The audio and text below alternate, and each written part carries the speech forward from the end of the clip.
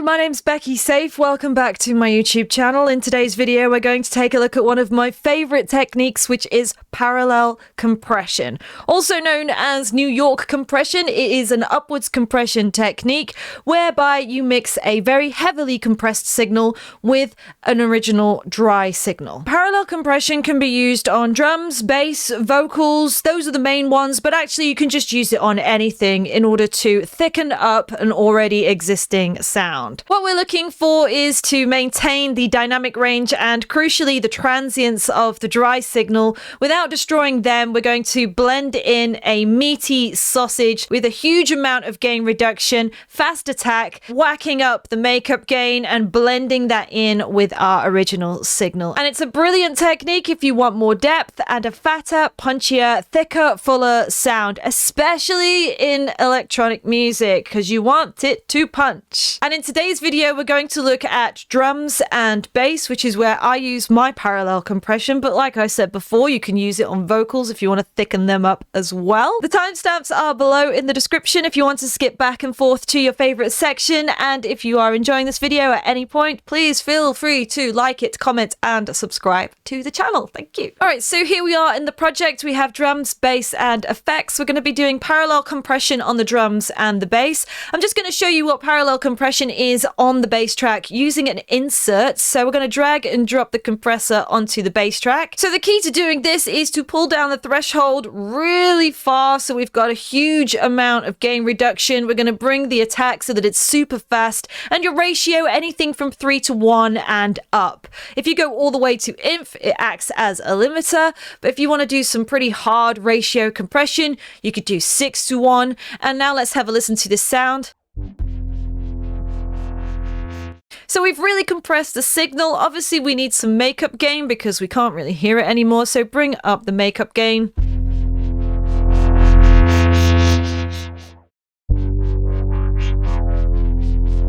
And you can hear we're cutting off the transients there using the very fast attack and the ratio as well. It's just sucking that signal down and we've created a really thick, fat sausage with not much dynamic range. So that's basically the principle of parallel compression, but we wouldn't do that in serial using an insert on the actual track itself, because what we're doing now is we're doing a complete process of the entire signal. So we're going to use sends and returns so that we can blend our signals together. If you take a look down here, I already have 2 return channels set up, drum parallel and bass parallel. You can insert more return channels by right-clicking, insert return track, or you have the shortcuts here, Control, Alt, or Command, Alt, and T.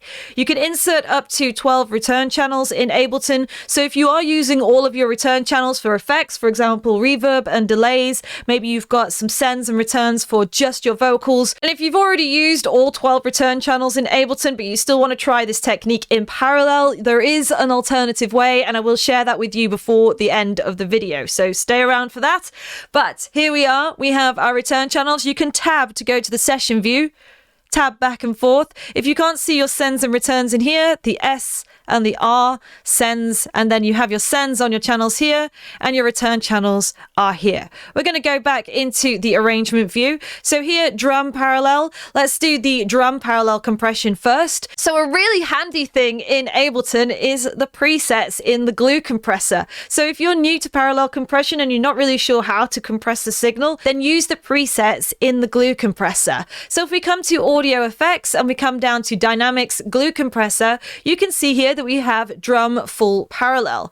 So if we click on the drum parallel track and double click on drum full parallel, we now have our preset. And you can see here it is very similar to the settings that we had before. We've got a huge amount of gain reduction here, minus 17.5. And obviously to compensate for that, we have a makeup gain of 8.1 dB. We can bring the range down so that it limits the extent of the compression. So we're really honing in.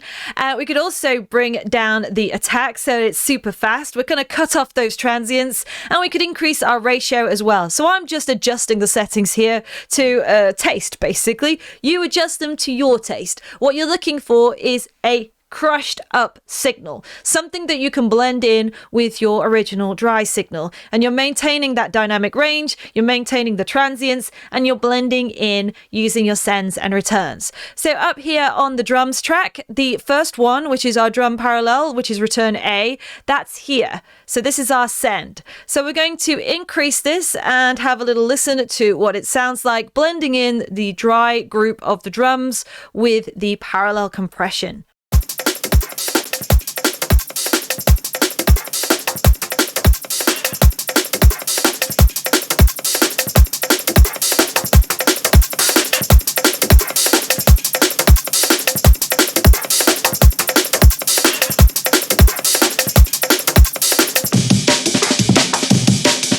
We solo the drum track, let's just listen to what the full parallel is doing.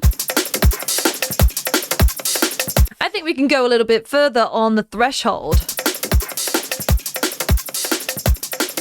We also have the dry wet control, which is currently set on 50%. So let's bring that all the way up to 100% because this is our parallel chain. We don't want any dry signal coming through on this return channel.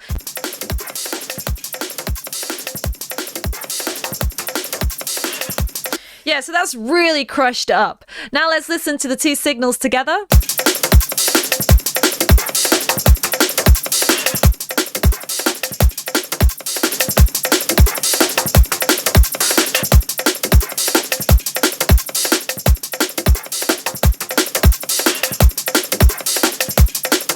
So I'm sure you can hear there that we have the dynamics, the transients of the drums, but we also have a thicker, fuller sound using the parallel compression on the return channel. Now let's do the same thing, but for the bass. So here we are on the bass parallel compression, and guess what? The glue compressor also has a preset for this. If you go to bass, punch, and parallel, double click, and it will insert onto the return channel. We're going to bring the dry wet up to 100% because we don't want any dry signal on this channel. It's going in parallel with our original dry signal. And now let's send our bass. Let's just whack it up to 0 and we'll listen to the parallel bass. And we can adjust the settings again, like what we did with the drums. So adjust to your own taste. Remember, if you're bringing the attack down, you're shaving off those transients, which is fine on the return channel because you have the transients on your original dry signal.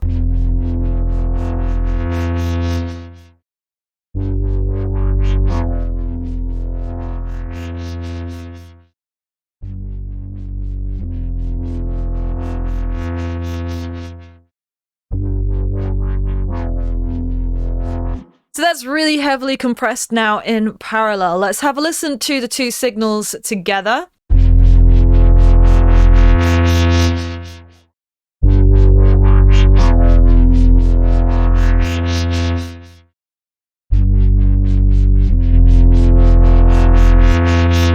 We've got that perceived thickening of the sound by using parallel compression on the bass. Now if we take a listen to them together, and I'm going to disable and enable the return channels so you can hear the difference.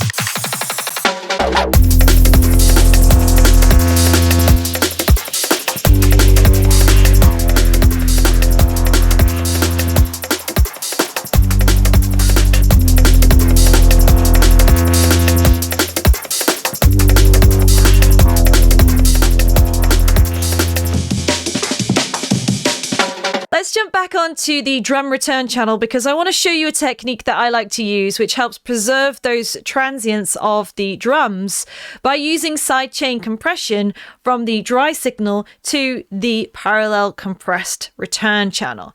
So we're going to use two compressors. We're going to drag one on here and one on here.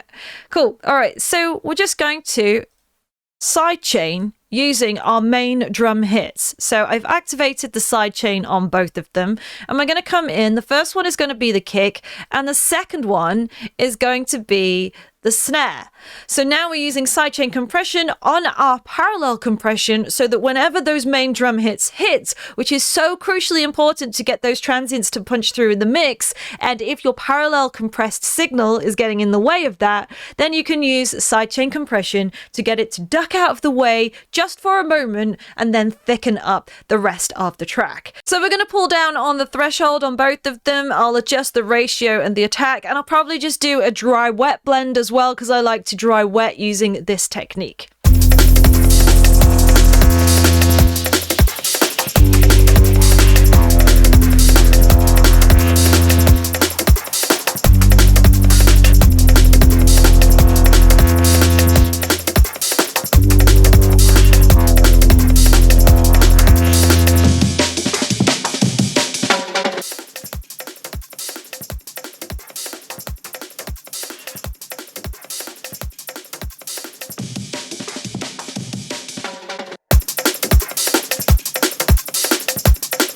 So now you can hear the kick and the snare coming through in the mix. The parallel compression is getting out of the way temporarily and then coming back in, but we're doing it on a dry wet basis, which means it's not all of the signal that is going and coming back in. This also adds to the rhythm of the track as well. So sidechain compression is really great for getting instruments out of the way and also for adding to the rhythm of your track. Now, if you're using all 12 of your return channels in Ableton and you want to try this technique, but you don't have any more space, then fear not, because you can use the audio effect track to process anything you like in parallel in Ableton. This is great. This is a great workaround. So we're going to drag the audio effect track. Let's just drag it onto our bass.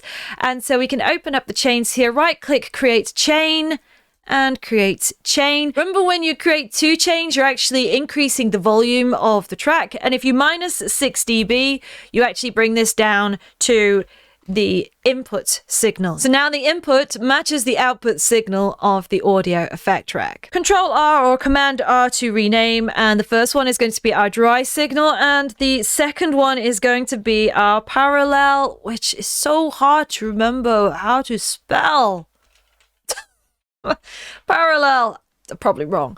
Okay, so dry signal, parallel. We're going to use the same glue compressor again. So audio effects and bass punch parallel, drag it onto the parallel track. And now you have your parallel compression running in parallel with the dry signal, the first one, and the parallel underneath. And in order to blend this in using a send and return style, you just bring the volume slider down, and now just make sure that's on 100% wet as well. And now increase the amount to taste.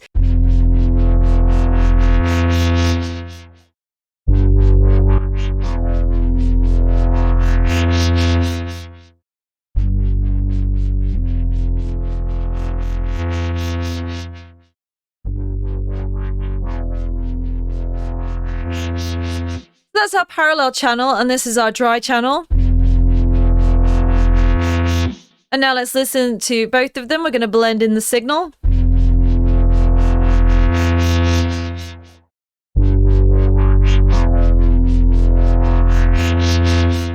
And honestly, I don't actually do it this way. I stick my parallel processing on the return channels, and the reason being is because that's just the way that I do it. I never really need more than 12 return channels, but if you do, this is a great way to work around it. Because if you're doing processing in parallel, chances are you're not going to be processing anything other than the group that you're working on. i.e. the parallel processing on your vocals is going to be different to the parallel processing on your drums, and you don't need to send anything else to that particular parallel chain. So why not use an audio effect rack and save your space on your return channels? And that is parallel compression. If you're not using it in your tracks, then please go ahead and start implementing this if you want them to punch and have a thicker, fuller sound with more depth, whilst also preserving the crucial transients and dynamic range of your original signal. If you got something out of this video, please consider giving it a like and dropping a comment below to let me know what you thought. I'd love to hear your experience